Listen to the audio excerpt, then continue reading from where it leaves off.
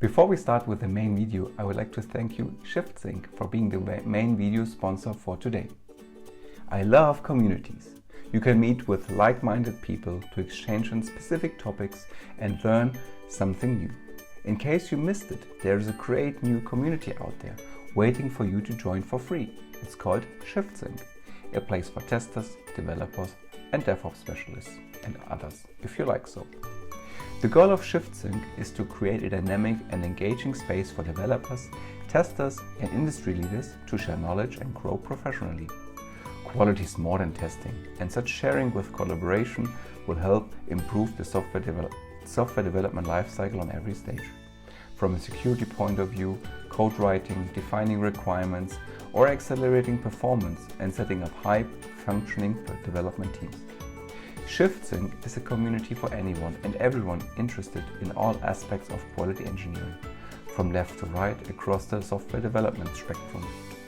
You can engage with relevant end users, practitioners, testers, developers, DevOps specialists, software administrators, or product managers.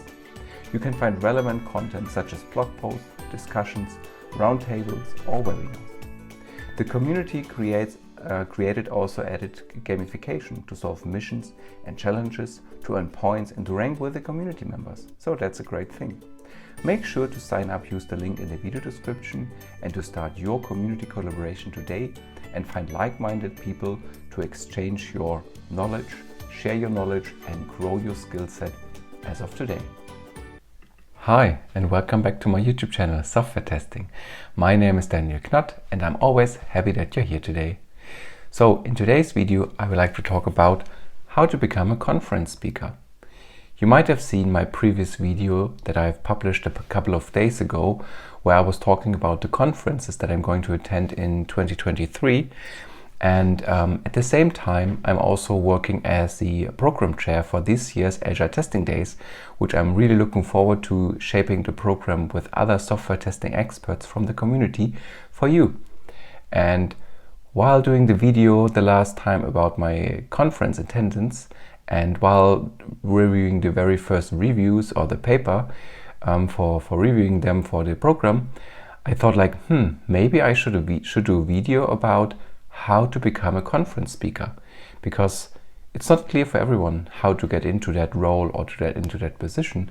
And some of you might also are frightened about this opportunity that you might can catch and that can boost your career basically. And before I dive into the topic on how to become and how and what things you should always keep in mind when submitting a paper to a conference, I would give you like a quick idea like why is it worth to attending a conference and giving a talk. And it doesn't need to be like a big stage at the very beginning. Maybe you start at your company talking at community of practices, or you talk at meetups. And then you take the next step in going public and going on big stages.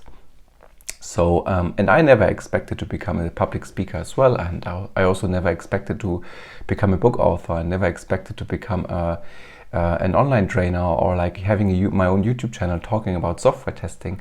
But I would quickly share my personal story here, because when I started my testing career many years ago, I never thought about like, hey, I have a story to tell and I have something to share. And I got the chance in, I think, the 2011 Agile Testing Days. I got the chance to give a talk there at a vendor track. We were like, my company I was working back then was giving or had a booth on the Agile Testing Days, and we had the opportunity to give like a vendor talk. And usually these vendor talks are more or less sales pitches, showing the product that they would like to sell. And it was different. My company back then said, okay, hey Daniel, you're working on mobile testing. Why not telling the audience like what you can do there and what are challenges? And I was like, okay, this might be a big step, but I told myself like, hey, it's the vendor track, it's a small room, nobody will come anyways. And so I said, yes, let's do it. And then it turned out that it was a normal room, maybe like seated for 30 people or so. But back then in 2011, I was the only one at the conference talking about mobile testing, and the room was fully packed with people, and I never expected that. And they even had to put chairs inside, and people were standing outside in the hallway. And I gave my first public talk on mobile testing, and the feedback that I gained was brilliant. I mean, so many people approached me after the conference asking me like, hey, can you tell us more about it, and so forth and so forth. And after the event, I was also invited to other conference giving the same talk again.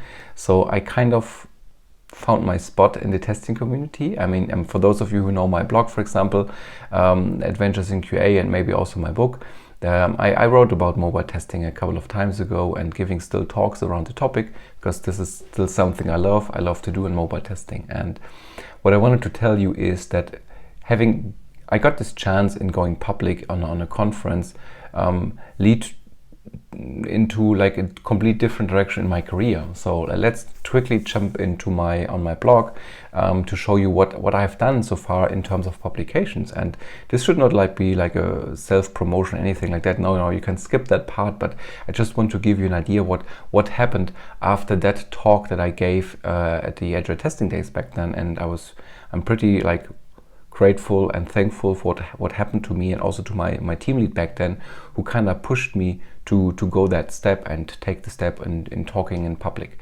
So what I've done so far is, of course, I published books, I have online course at Ministry of Testing, I have now my YouTube channel, and here's a list of conference talks that I gave. I'm just going through them now. So almost every year I gave talks, I gave webinars, invited to, what else is there? You see conferences, you see webinars, guest blog posts. So it lead to like a crazy amount of topics that I have done. And everything basically started with like a tiny little talk that I gave in public. And since I talked last time in my video about which conference I love to attend and which conference I'm going to speak at this year, I would like to encourage you to share your wisdom, your knowledge with all of us, because everyone out there has to tell a story. Yeah, and don't be afraid. Like, oh, there are so many big names on stages, like the most famous people in software testing giving talks, and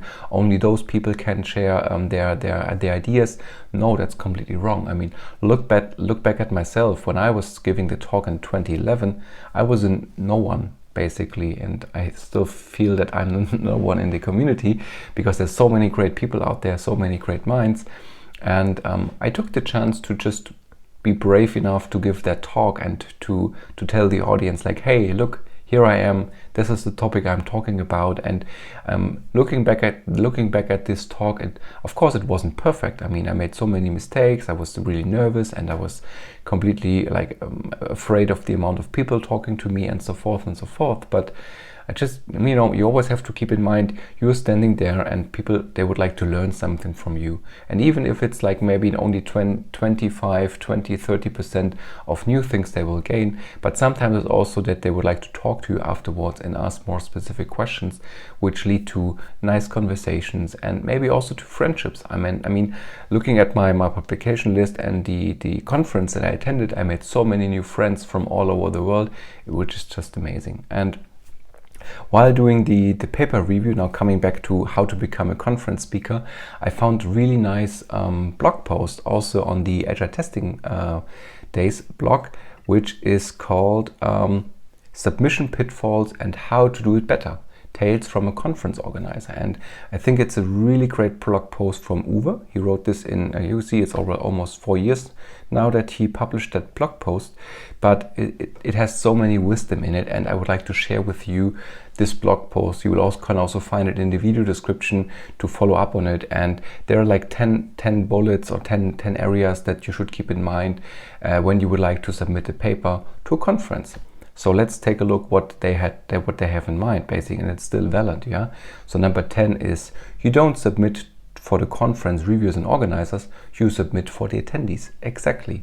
So when you think of giving a talk to a public audience, keep in mind like, what is the what is the conference theme? Is there a specific theme?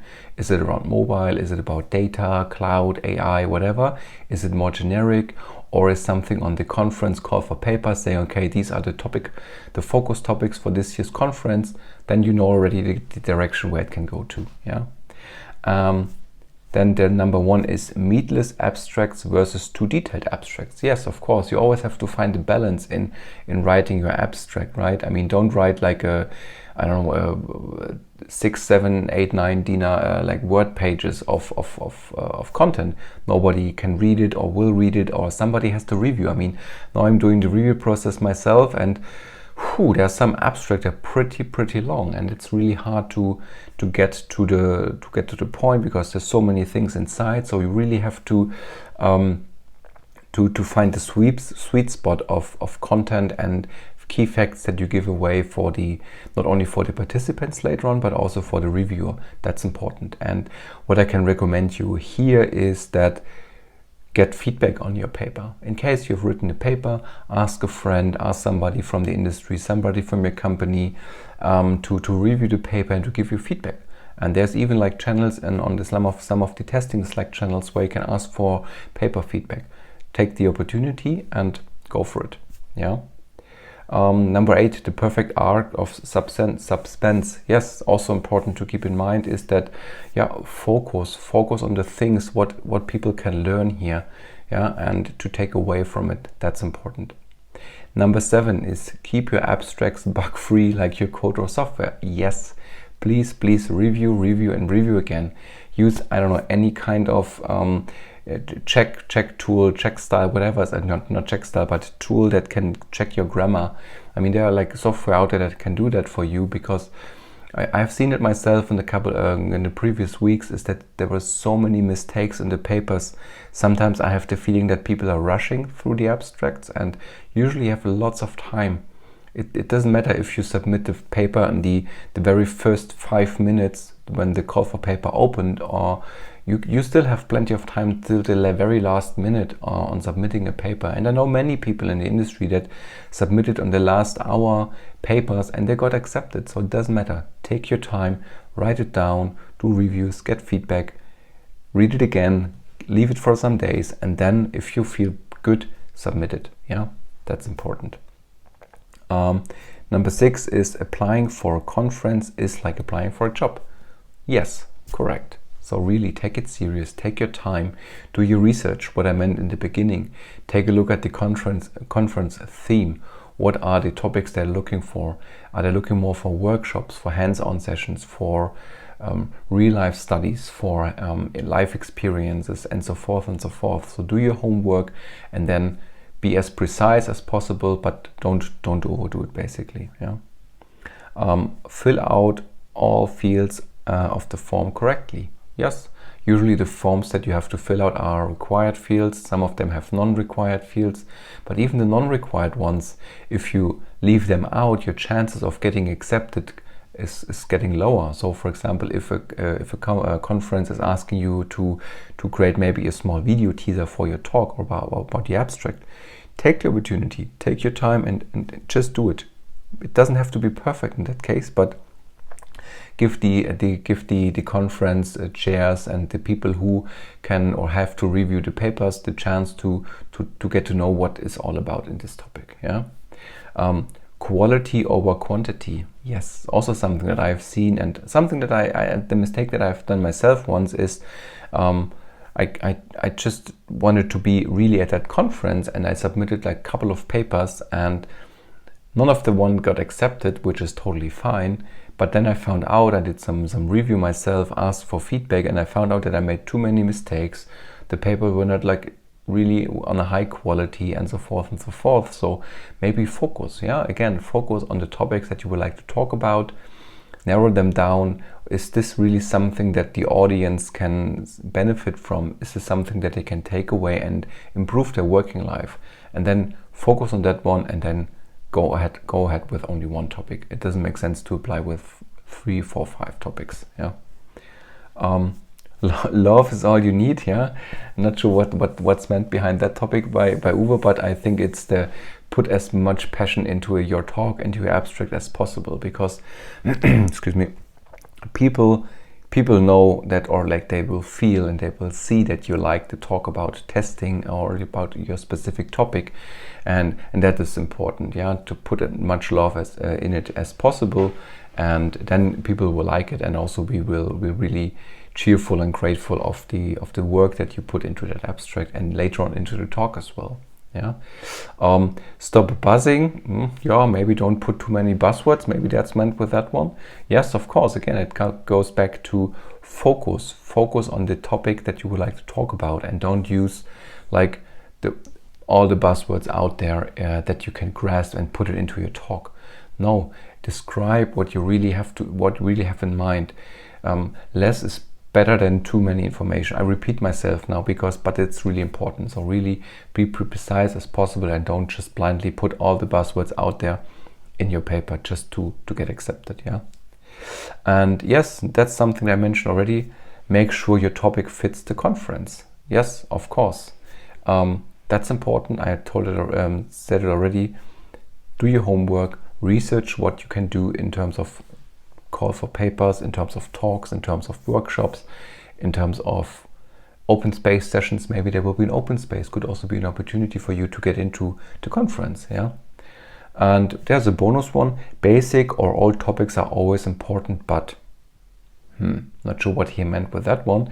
But yeah, could also be the case that sometimes you think that this is just too basic. Everybody knows how to do, I don't know, mobile testing. Everyone knows how to do API testing, but maybe there's something in your daily job that was a real challenge for you. So you really had to find a great way of solving that problem. And maybe this is worth also sharing with the audience. So never underestimate your work, and never underestimate the possibility that can bring it to the conference and to help people out there. Yeah, that's what I want to say.